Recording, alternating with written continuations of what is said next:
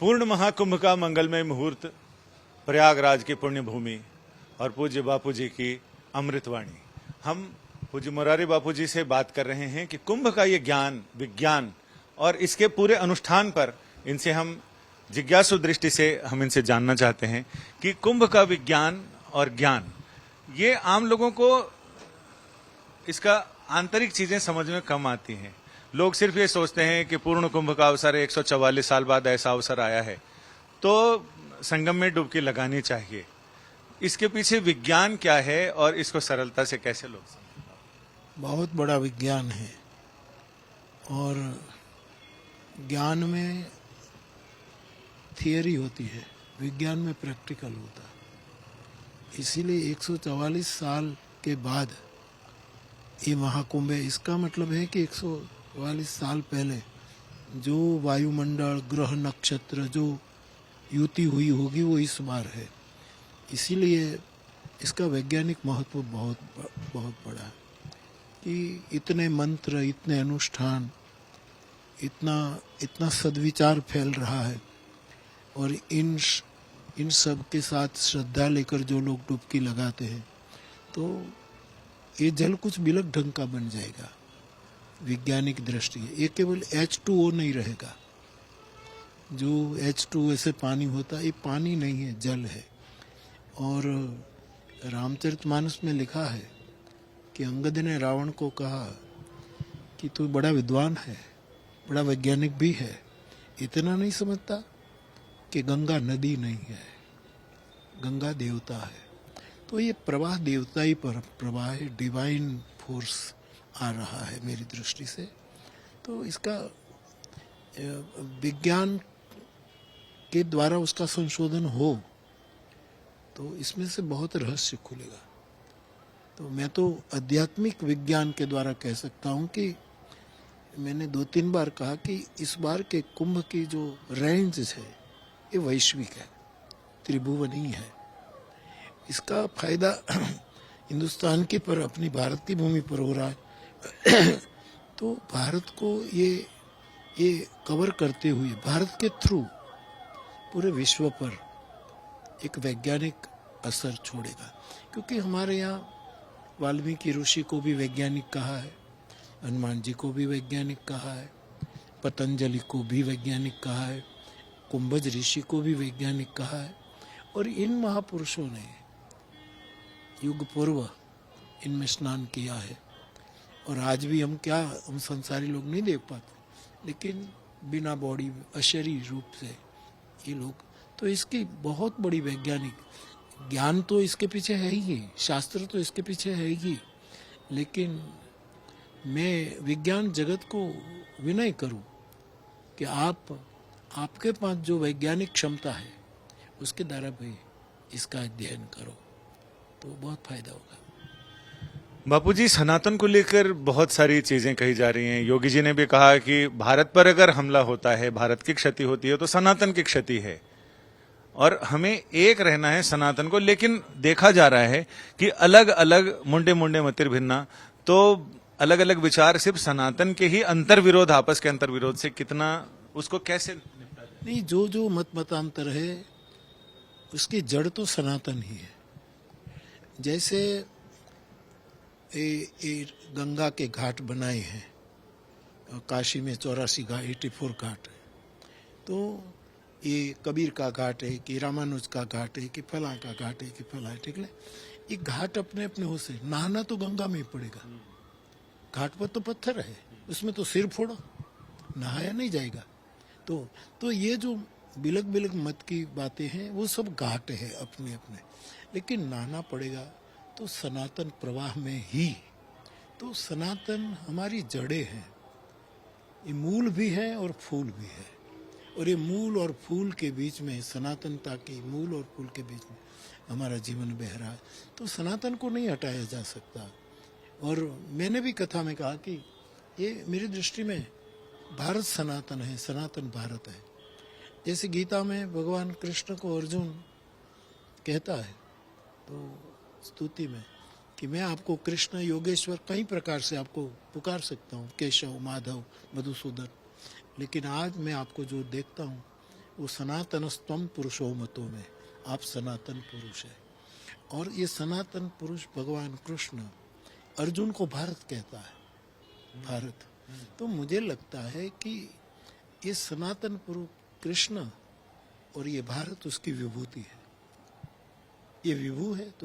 तो सनातन और भारत को भिन्न नहीं किया जा सकता, ये अभिन्न है। भाषा भेद हो, उच्चार भेद हो, जैसे जल और तरंग, ये तत्वतः एक ही है, लेकिन ऊपर उठेगा तो हम कहते तरंग है, तो दो नहीं होता। तो भारत और सनातन उसको भिन्न नहीं किया जाएगा, वो एक होकर के सनातनता और विज्ञान को साथ लेकर, अध्यात्म और विज्ञान, तो विश्व का बहुत भला हो सकता है। जिस तरह का इस बार का कुंभ है, भव्य, दिव्य और डिजिटल कुंभ है, लेकिन डिजिटल कुंभ की वजह से बहुत सारे लोग ये मानते हैं कि कुंभ का जो फोकस होना चाहिए था आध्यात्म पे, साधुओं पे, संतों पे, उसकी जगह ये डिरेल्ड हो गया है और ये अभिनेत्रियों पे और इन सब चीजों पे आ गया है यूट्यूब के जरिए। ऐसा हाँ, वो है, देखो, लेकिन मैं तो इसको, ये आम जनता, करोड़ों करोड़ों लोग आ रहे, इनकी श्रद्धा को देखता हूँ, उसको डिजिटल से कोई मतलब नहीं है। तो मैं कहूँ कि ये दिव्य है, भव्य है जो हो, डिजिटल दृष्टि से भव्य है, दिव्य तो है ही, पवित्र। मैं तो कहता हूँ कि ये सेव्य है, वो सेव्य है। और सामान्य नागरिक, गिने चुने लोग हैं जो अपने अपने ढंग से जो करे, विज्ञान का उपयोग करके जो, लेकिन लाखों लोगों की जो श्रद्धा है, जैसे आप अपने जीवन से कमाए के थोड़े थोड़े पैसे एफडी करते जाओ, तो क्रमशः एफडी होगी तो आपके पास एक समय में बहुत बड़ी पूंजी इकट्ठी, लाखों लोगों की श्रद्धा एफडी हो रही है भारत की इस पवित्र धरा पर। ये श्रद्धा बहुत बहुत, चमत्कार शब्द में नहीं यूज करूंगा, लेकिन साक्षात कराएगी। तो ये सेव्य कुंभ है। कुछ सनातन की बात करते हैं, कुछ कहते हैं कि ये धर्म शाश्वत है और परंपरा सनातन है। इस सबकी रुचि, सबकी व्याख्या होती है, जैसा हो, लेकिन सनातन को आप काल गणना में नहीं डाल सकते। पुरातन और अर्वाचीन को काल गणना में डाल सकते हैं। पुरातन जो पास्ट हो गया, अर्वाचीन जो अभी है और भविष्य में जो होने वाला, ये कालातीत है सनातन। कृष्ण कालातीत है। ये अवतार ले तो 126-125 साल की अवधि में वो अपना जीवन का, बाकी तत्वतः कृष्ण कालातीत है। तो सनातन कालातीत है, उसको भूत भविष्य वर्तमान को छू नहीं पाता। बापूजी, ये जो प्रयाग की पुण्य भूमि है, ये भगवान राम की भी बहुत प्रिय भूमि रही है। उन्होंने कितने उल्लास के साथ माँ सीता को, लक्ष्मण जी को, गुहराज निषाद राज को बताया। जी बिल्कुल बिल्कुल। मैंने कहा कथा में कि रामचरितमानस में 8 प्रयाग है, 8 प्रयाग, जिसको मैं प्रयागाष्टक कहता हूँ। प्रयागाष्टक, साधु समाज प्रयाग, भरद्वाज का प्रयाग, राम जी बन जाते हैं तो उसने प्रयाग में स्नान किया, ये प्रयाग। भरत जी जाते हैं तो त्रिवेणी के पास मांग करते हैं, वो प्रयाग। जनक राज आते हैं तो उसका मन प्रयाग की तरह, वो प्रयाग। सीता जी के बारे में भी प्रयाग की तुलना की गई है।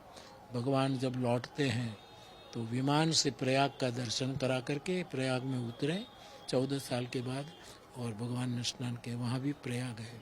और काकभूषुंडी जी अपनी संक्षिप्त रामायण में कहते हैं, विपिन गवन केवट अनुरागा, सुरसरी उतरे निवास प्रयागा। फिर भगवान ने प्रवास वहाँ निवास किया। तो ये प्रयागाष्टक है, ये अलिखित, ये अष्टक है, दिव्य अष्टक है प्रयाग। कुछ चीज होती है जो दिखती है लेकिन होती नहीं, कुछ होती है कि होती है लेकिन दिखती नहीं। तो सरस्वती यहाँ पर है जो है लेकिन दिखती नहीं है, तो कैसे दिखे लोगों? देखो, ज्ञान है ना, सरस्वती ज्ञान है। ज्ञान ज्यादा मुखर नहीं होता, ज्ञान महसूस करता है। आप जिसको ज्ञान की उपलब्धि हो गई, वो ज्यादा बोल नहीं करेगा। कबीर साहब ने कहा, ज्ञानी करता घट में पूजा, वो भीतर भीतर भीतर उतरता है। तो स्थूल रूप में तो सरस्वती नहीं दिख रही है, लेकिन सरसई ब्रह्म विचार की सरस्वती। तो ब्रह्म विचार मुखर नहीं होता। लाओ त्सु ने ठीक कहा कि आप जितना बोलने जाओगे इतना सत्य कमजोर हो जाएगा। इसलिए बड़े बड़े महापुरुष है जिसको ज्ञान की उपलब्धि हो गई, वो ज्यादा बोले नहीं, बोले तो सूत्रों में बोले, लंबा चौड़ा नहीं बोले। बापू जी, एक और लोगों के मन में मतभेद यह है कि क्या सन्यास या इस तरह की भावना, शरीर लिंग उसको उसके अधीन है क्या? सन्यास में महिलाएं भी सन्यास लेती हैं, किन्नर भी सन्यास हो रहे हैं, लेकिन कई सारे लोग उसकी आलोचना करते हैं। तो क्या ये शरीर में उसको बांधा जा सकता है सन्यास की भावना? नहीं नहीं, क्या है कि ये हमारी आश्रम की एक बहुत बड़ी हर काल में प्रासंगिक पद्धति आई कि 1 से 25 साल तक तुम छात्र रहो, संयम रखो, पढ़ाई करो जिस विषय में आपको जानो, उसके बाद तुम गृहस्थ हो जाओ। 25 से 50 तुम्हारा गृहस्थ आश्रम चले, दरमियान तुम्हारे 2-3 बच्चे भी हो जाएंगे। फिर 50 के बाद 75 तक तुम वानप्रस्थ रहो, भवन में, मुख रखो वन में। रहना घर में, भागना नहीं, लेकिन मुख वन्य विचार, वन्य वृत्ति, ये वानप्रस्थ ये। और ये पूरा होने के बाद फिर 75 से 100, हमारी आयु की मर्यादा 100 साल है उपनिषदों में, तो 75 से फिर तुम सन्यासी हो जाओ। तो ये एक सुंदर व्यवस्था है, एक अद्भुत मेरी दृष्टि में व्यवस्था है। तो सन्यास की एक महिमा जरूर है, लेकिन भगवान कृष्ण ने एक नए सन्यास की परिभाषा और नया सन्यास गीता में बताया कि अर्जुन तू उसको सन्यासी समझ। केवल कपड़े बदल दिए, सरनेम बदल दी, नाम बदल दिया, अथवा तो जो भी हो, ये हमारी सन्यास परंपरा वो तो है ही, वो वंदनीय है। लेकिन ज्ञेय सनित्य सन्यासी, जैसे कोई दंडी सन्यासी, कोई दिगंबर सन्यासी, कोई फला सन्यासी, तो एक सन्यासी होता जो नित्य सन्यासी, जिसमें कपड़े नहीं बदले, जिसने कोई दंड बंड धारण नहीं किए, वो संसार में रहता है। लेकिन कौन नित्य सन्यासी? यो न द्वेष्टि, जो किसी का द्वेष नहीं करता और किसी से कुछ कामना नहीं करता, ये आदमी सफेद वस्त्र में नित्य सन्यासी है। जींस पहना हो तो भी नित्य सन्यासी। तो ये ऐसी अद्भुत सन्यास की परिभाषा अपना देश ही दे सकता है। तो बापूजी, ऐसा हो सकता है कि गृहस्थ में रहते हुए आदमी संन्यास्त की भावना रखे, या संन्यास्त में रहते हुए सांसारिक भावना भी रख सकता है? हाँ, हो सकता है कि दिन रात में बांटना पड़ता है। कोई रात दिन 24 घंटों सन्यासी होते हैं, कोई 24 घंटों संसारी होते हैं, कोई ऐसे होते हैं कि दिन में संसारी होते हैं, रात में सन्यासी होते हैं, कोई होते हैं दिन में सन्यासी हो, रात में कुछ हो। तो उसको हम बांध नहीं पाएंगे। लेकिन सन्यास एक अद्भुत, जो शंकराचार्य की परंपरा में आई, और इसमें कोई कपड़ा, रंग बंग, उसका तिलक, छाता, ये सब ठीक है, पहचान जरूरी है, लेकिन ये एक महक है। सन्यास फूल नहीं है, खुशबू है। फूल एक जगह रहता है, खुशबू, इसीलिए सन्यासी चरे व्यती करता है, घूमता रहता है, हवा की तरह, वायु की तरह। बापूजी, आपने इतने सारे कुंभ यहाँ पर उसमें आप आए, पधारे, इस बार का कुंभ कुछ अलग है क्या? बिल्कुल बिल्कुल। एक तो क्या है कि व्यवस्था की दृष्टि से भी अलग है। स्वच्छता, व्यवस्था, मैंने बहुत कुंभ देखे हैं, लेकिन अब के कुंभ, जो पिछले कुंभ से हर वक्त, जैसे मैं कहता हूं कि कमल की एक एक पंखुड़ी खुलती जा रही, ऐसा एक कुंभ का दृश्य में देख रहा हूं, तो अधिकाधिक अच्छा लग रहा। मौनी अमावस्या का इस पूरे अमृत स्नान में कैसे, ये सबसे श्रेष्ठ कैसे हो जाए? पूर्णिमा और अमावस्या, एकादशी, इन पवित्र तिथियों की विशेष महिमा है। और मौनी अमावस्या, संक्रांति, ये जब जो है उसकी विशेष, उनमें कुछ खगोल का भी असर हो रहा है।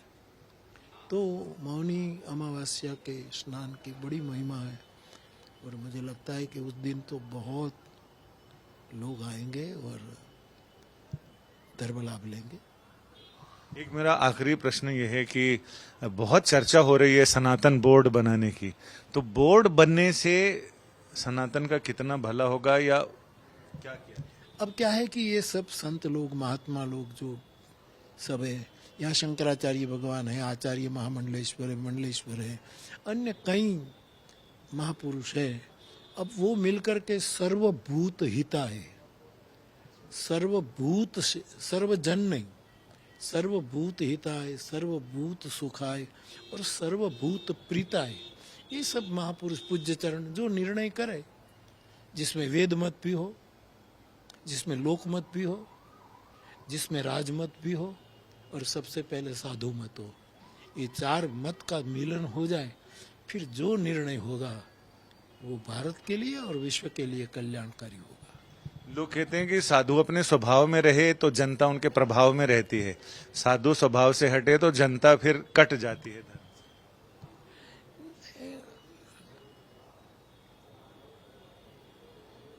जिसका स्वभाव साधु है उसका प्रभाव पड़ेगा ही।